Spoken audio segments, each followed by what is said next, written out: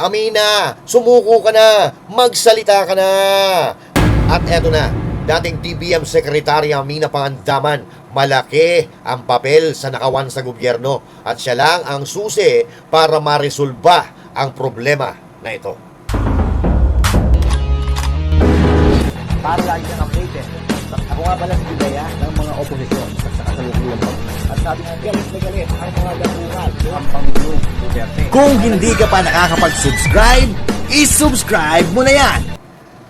Amina, sumuko ka na, magsalita ka na. Magandang araw mga barteros at mga kababayan kong Pilipino sa iba't ibang panig ng mundo. Ako po si Master Judea at tayo nagbabalik para ipaglaban ang ating karapatan, manawagan para sa katuparan ng ating pinapangarap sa ating bansang minamahal, ang matiwasay, masaya, maunlad at ligtas na Pilipinas. Pero bago po tayo magsimula mga kababayan, huwag kakalimutan mag-subscribe sa ating YouTube channel, mag-follow sa ating bagong FB page, no? May bago po tayong FB page at syempre, huwag kakalimutan na mag-comment, mag-share at mag-like sa ating mga video na ina-upload para mapanood naman ng iba, di ba? Kaya paninintay mo, ha? I-share mo na. O at ito na, unang arangkada, dating sekretary ng DBM Pangandaman ang susi para maresolba ang nakawan sa gobyerno. Ayun naman pala mga kababayan. At ito ang ating hinihintay. Ayon po yan sa artikulo ng Daily Tribune, ha? Pag-usapan po natin ito dahil mahalagang bagay ito. Dahil ito lang po ang tanging paraan para mapabilis ang investigasyon dyan sa nakawan yan sa mga flood control projects.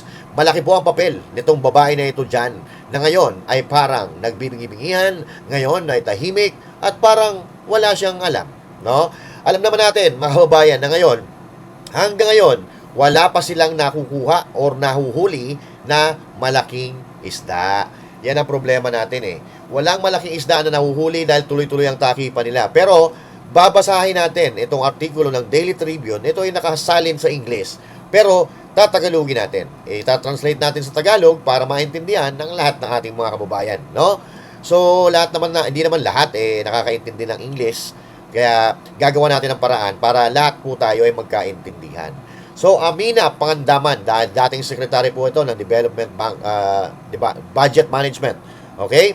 So, basahin po natin. English yan, pero tatagalogin natin. Malaking bagay ang ginawa para iligaw ang publiko na mahigpit na binabantayan ang landas ng pinakamalaking pagnanakaw sa kaban ng bansa. Na naging maliwanag ang layunin kung bakit tinanggal si Budget Secretary Amina Pangandaman. At ang pananahimik ni Pangandaman pagkatapos ng kahiyahiyang pagpapatalsik sa kanya ay maaaring maging dahilan ng kanyang mahalagang papel sa iskandalo sa gobyerno. Bilang dating pinuno ng Department of Budget and Management or DBM, pinangasiwaan ni Pangandaman ang proseso ng budget kabilang ang pag-aproba, paglalaan at pagpapalabas ng mga pondo sa ilalim ng General Appropriation Act or GAA. So sa madaling salita mga kababayan, si Pangandaman po ang pumipirma para ma-release ang mga budget na yan para maibigay kung kani-kaninong politiko at kung kani-kaninong kontraktor.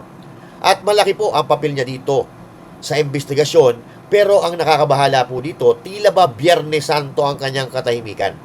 At kung gusto talaga nila, kung gusto talaga nila maresolba ang issue na nakawan, isa lang ang susi dyan, si Amina Pangandaman. Sige, tuloy po natin mga kababayan, next. Okay, artikulo segundo. Okay. Sa gitna ng gulo sa pagkontrol ng baha ay ang mga aligasyon na maling paggamit ng Unprogrammed Appropriation or UA na mga standby na pondo na inilaan para sa mga hindi inaasahang paggastos gaya ng mga proyektong pinondohan ng dayuhan, mga puwang sa infrastruktura at mga emerhensya or emergency. Ngunit, tusong ginamit bilang isang sasakyan upang makabuo ng slash na pondo at buhayin ang isang sistema ng pork barrel. So ito mga kababayan, yung tinatawag na unprogrammed appropriation, ito po ang tinatawag ngayon na makabagong pork barrel. Okay, tuloy. Nakasentro ang iskandalo sa floodgate ng daan-daang bilyong pisong halaga ng multo at substandard na mga proyekto sa pagkontrol sa baha sa ilalim ng Department of Public Works and Highway. Ang racket na isinagawa sa pamamagitan ng pagsasabuatan ng executive at legislative ng mga kaalyado ng kasalukuyang rehimen ay nagpagana ng mga kickback, sobrang pagpipresyo at mga paglilipat sa pamamagitan ng hindi malinaw na mga mekanismo ng budget. So, ito po yung isiniwalat po ni Congressman Ungab, yung ODA kung matatandaan niyo, or itong mga foreign funded projects ay binaliwala nila. At inilipat nila ang mga pondo sa unprogrammed funds or unprogrammed appropriation. At ito ang pinaghati-hatian ng mga politikong kurap at mga kontraktor para ibulsa na nagresulta ng mga ghost project, ng mga substandard at mga hindi tapos na proyekto. Ayan. At ito na ang iniimbestigahan ngayon na hindi natin alam kung saan patungo dahil tuloy-tuloy ang kanilang pagtatakipan, tuloy-tuloy ang kanilang pagpapakasasa sa yaman na kanilang ninakaw sa ating bayan. So, tuloy po natin ang pagbabasa. Ayan. Okay? Basa. Ang mga pondo ng Unprogrammed Appropriation or UA ay mga lump sum na pondo na hindi nakatali sa mga line item o proyekto sa National Expenditure Program o yung NEP. Ang financing para sa UA ay maaari lamang ilabas kapag natugunan ang ilang particular na trigger tulad ng mga labis na koleksyon na kita na certify ng Bureau of Treasury o paglabas ng mga nalikom na pautang. Noong 2024, isang bagong pagkukunan ng pagpupondo ang nilikha sa pamamagitan ng tinatawag na labis na pondo ng mga korupsyong pag-aari at kontrolado ng gobyerno or itong tinatawag natin na GOCC. Sa pamamagitan ng isang inilagay na probisyon sa General Appropriation Act ng taong iyon na nag-uutos sa Department of Finance or DOF na alisin ang mga pondo ng reserba ng mga kumpanya ng gobyerno. Ayun na nga. At dahil hindi nga ito bahagi ng NEP, madali itong naibubulsa dahil once again, ang ginagawa po nila dito ay liquidation by certification lamang at hindi natin alam kung tunay na napupunta sa tamang pagkakagastusan ng pondong inilalabas dahil hindi po detalyado ang kanilang paliwanag. Sa madaling salita, ninanakaw nila ang pondo ng ganun-ganun na lang dahil walang paper trails. Okay? Walang ebidensya na magtuturo sa kanila. At kung mapapansin nyo ngayon, parang analakas pa ng loob ng mga mastermind dahil wala nga naman talaga silang pinirmahan. Wala silang pinirmahan, pero ang totoo, sila talaga ang pasimuno ng nakawan. Katulad ng mga mastermind na sinasabi ng ating mga kababayan, abay, harap-harapan po nilang itinatanggi ang kanilang kasalanan dahil nga gumawa sila ng paraan para hindi matrace kung sino ang tunay na mastermind. At ngayon, ang nagdurusa po ay yung mga kontraktor, yung mga undersecretary na tunay naman nakasabwat nila. Pero, ang nakakalungkot dito ay yung ipapakulong nila yung mga politiko na wala naman silang naituturo na matibay na ebidensya. Okay? So, ituloy po natin ang pagbabasa. Iyon ay humantong sa isang direktiba ng Department of Finance mula noon ang kalihim ng pananalapi na si Ralph Recto ay nag-aata sa Philippine Health Insurance Corporation na maglabas ng 89 billion at ang Philippine Deposit Insurance Corporation or PIDC na mag-abot ng 117 billion upang isaksak sa unprogrammed appropriation na nangangailangan ng higit 200 billion. Pinagana ang unprogrammed appropriation ang slush funds o isang discretionary money pool na nagbibigay daan sa mga opisyal ng ehekutibo at legislatibo na lampasan ang transparency at maglaan ng mga pondo post facto para sa pagtangkilik at mga tiwaling layunin na epektibong binuhay ang sistema ng pork barrel na ipinagbabawal ng Korte Suprema noong 2013 pa. Ang mga proyekto ng baboy na nag-alis na kahit malaking tiket na proyektong ng baboy at nag-alis ng kahit malaking ticket na infrastruktura ay ginawang mandatory ng pagpondo para sa program appropriation, habang ang mga pambatasan na pagpasok na nakatanggap ng prioridad sa paglalaan ng pagkukunan ng pamahalaan. Okay? So, ito po. Kaya po nangyari yung paglilipat ng 89 billion mula sa PhilHealth dahil ito po ay pinangtatapal po nila doon sa mga nanakaw na pondo ng gobyerno. Okay? At kung mapapansin po ninyo, gagawa po sila ng gawa ng pera sa iba't ibang kapamaraanan para matugunan ang kanilang pangangailangan at para mapunuan ang pondo na kanilang ninakaw.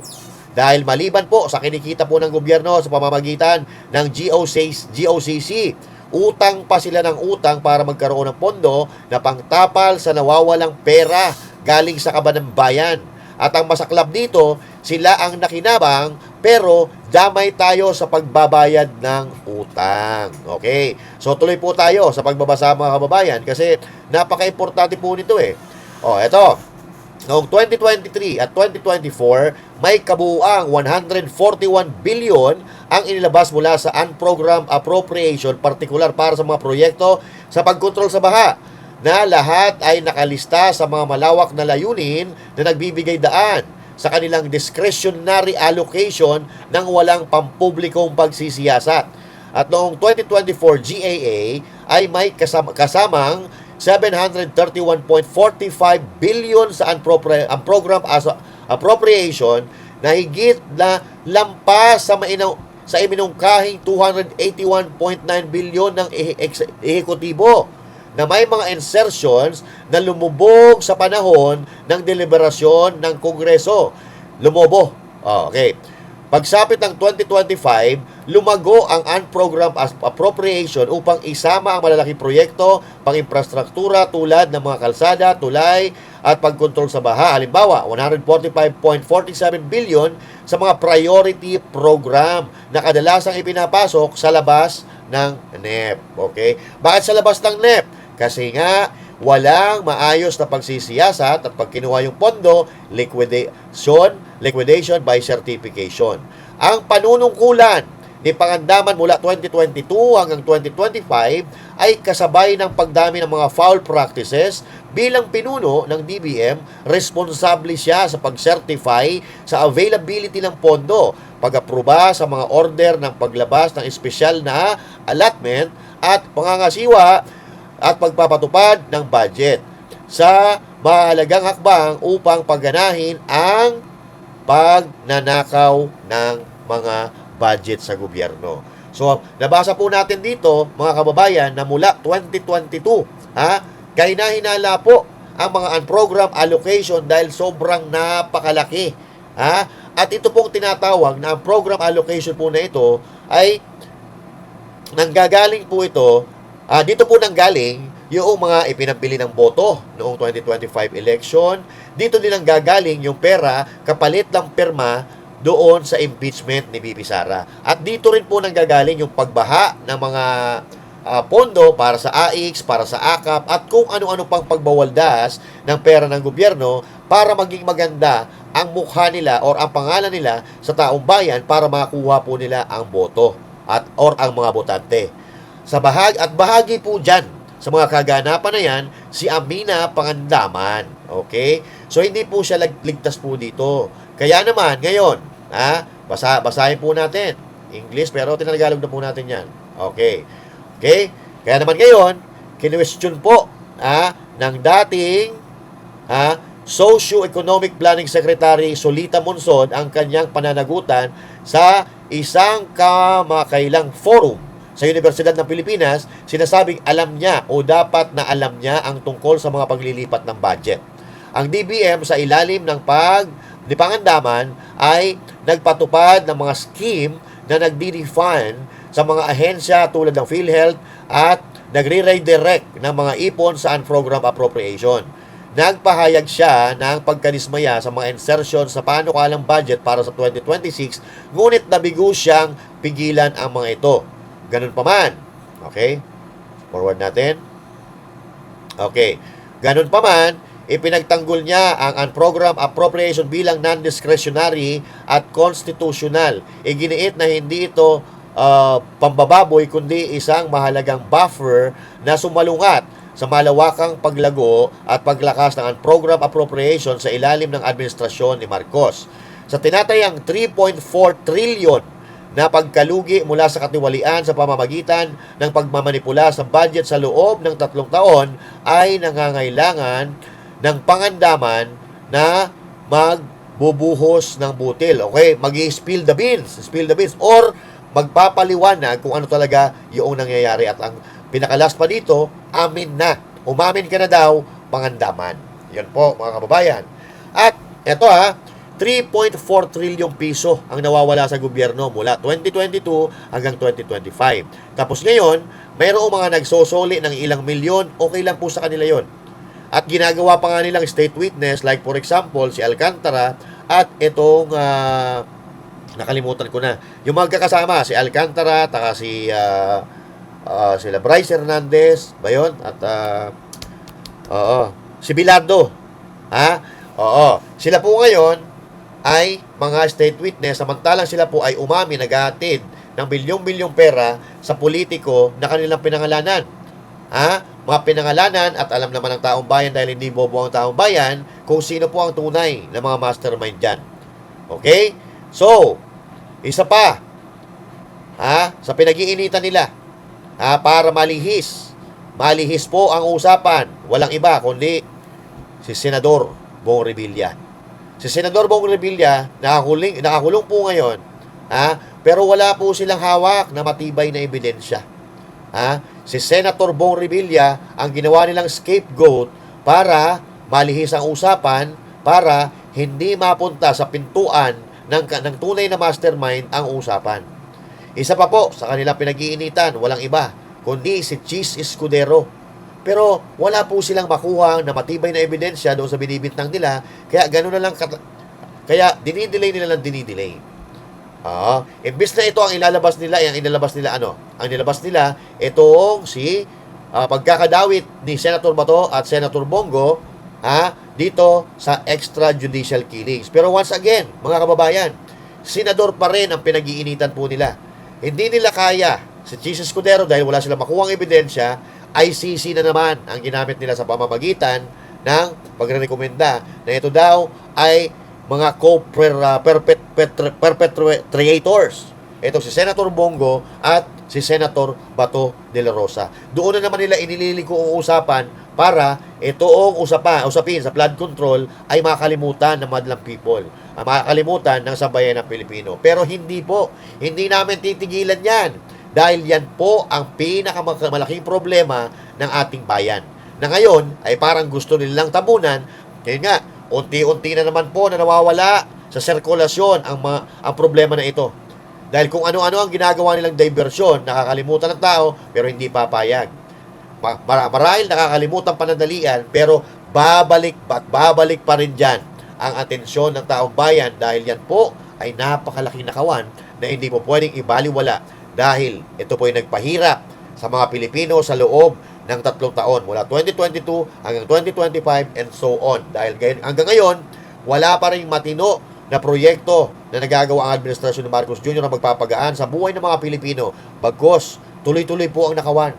Dahil sa 2026 budget na ipinasa, mayroon pa rin ang program appropriation na mariinang tinututulan ng matitinong mga politiko pero itinuloy pa rin nila, mga kababayan. Tapos ngayon, sila ay mga nagagaling-galingan katulad na lang halimbawa.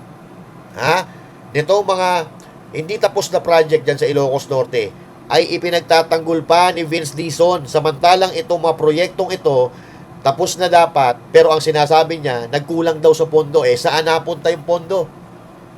Saan napunta yung pondo? Eto, napilitan si Vince Dizon na magpunta dyan sa Ilocos Norte dahil sa panawagan ng mga vloggers, panawagan ng taong bayan, pero walang kwenta ang kanyang pagpunta dahil pinagtatakpan pa rin niya ang nakawan.